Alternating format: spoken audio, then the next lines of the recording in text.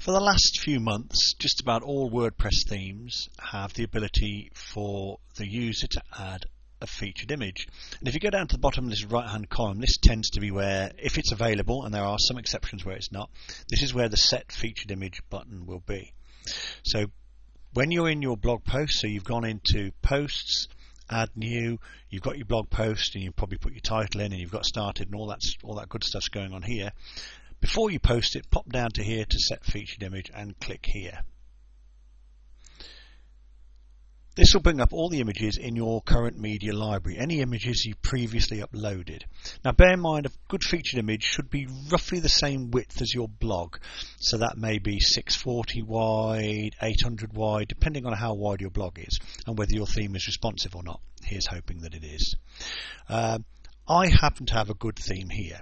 If you don't have a good theme already, good picture already in here, click on the upload files, click select files, and then upload a file from your desktop of the right format and aspect ratio.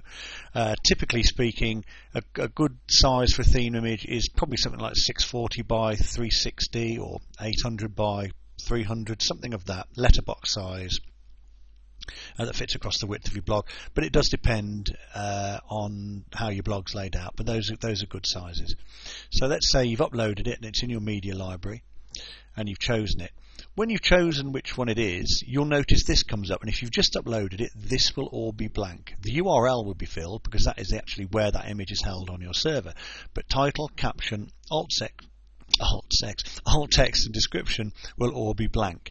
So no, it won't. Title will be full. Caption, alt text, and description will be blank. So caption, this is the text that shows up when somebody hovers over your image on the blog page. So it's quite important. So here you want to put a little block of text which explains what the image is about and how it relates to the post, perhaps 8 or 10 words. The alt text is only read by search engines, and it tells them a little bit more detail about the image or what the post is about. Here you can amplify the message of your post with just a few words. The description here is really just for you to use so you know what post you're looking at if you order them by descriptions. It's caption and alt text are the important two. Fill in a few words there and then click set featured image, and that image will then be featured in your post.